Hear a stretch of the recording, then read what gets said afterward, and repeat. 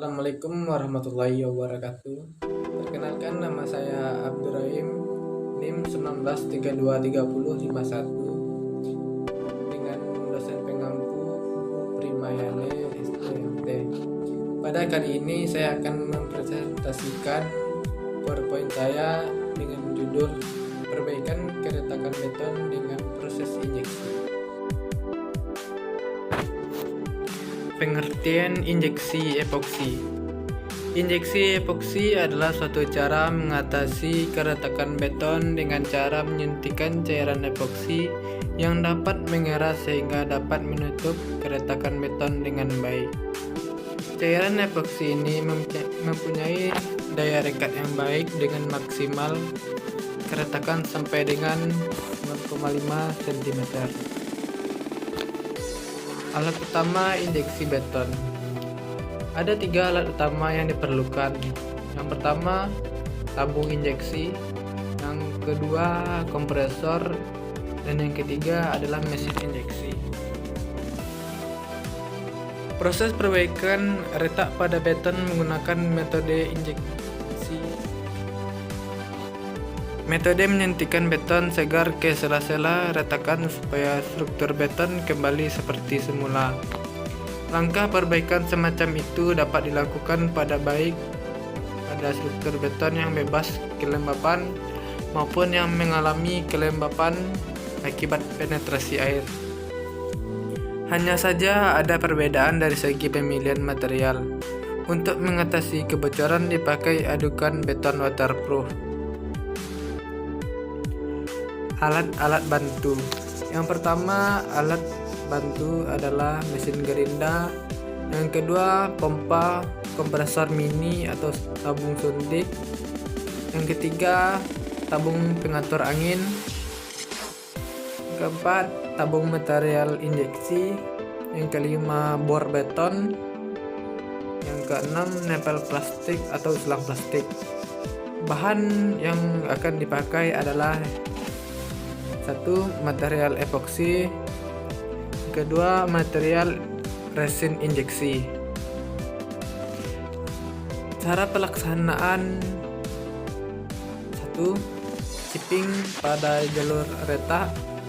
Yang kedua, bersihkan permukaan beton pada bagian yang retak dari semua kotoran dan debu dengan menggunakan angin kompresor atau sikat kawat.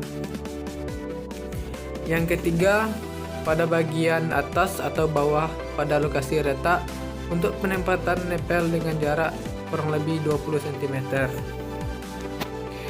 4. Pasang nempel dan lem pada tempat-tempat yang telah dibor dengan menggunakan bahan epoksi.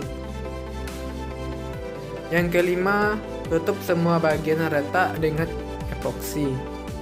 Yang keenam, pekerjaan injeksi dilakukan dari lebar retak yang besar ke arah lebar retak yang kecil. Alat yang digunakan untuk menginjeksi: memakai mini kompresor. Yang pertama, isi tabung dengan material injeksi dengan dosis sesuai prosedur.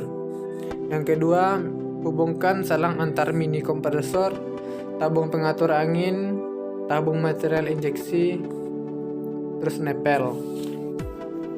Yang ketiga, hidupkan mini kompresor dengan tekanan 2-3 MPa low pressure.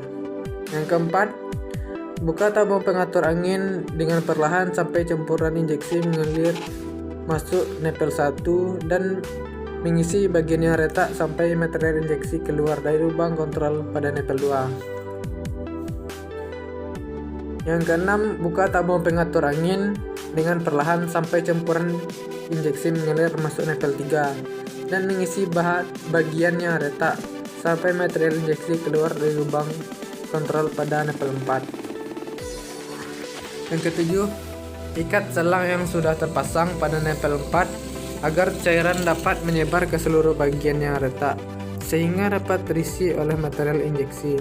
Lakukan dengan cara yang sama pada seluruh nempel yang terpasang. Memakai tabung suntik. Yang pertama, isi tabung suntik dengan material injeksi dengan dosis sesuai prosedur atau brosur. Tempatkan lubang tabung suntik pada lubang nepel 1. Yang ketiga, gunakan tali karet untuk mendesak secara perlahan bahan epoksi yang ada di dalam tabung suntik. Setelah isi dalam tabung di nepel 1 habis, segera tempatkan lubang tabung suntik pada nepel 2. Yang kelima, biarkan material mengeras selama 24 jam untuk nepel plastik, kemudian bisa dilepas. Yang keenam, bersihkan bagian bekas injeksi dengan amplas. Salah satu kelebihan dari epoksi adalah kekuatan. Artinya epoksi ini merupakan material yang cair namun akhirnya mengeras dan kuat. Terima kasih.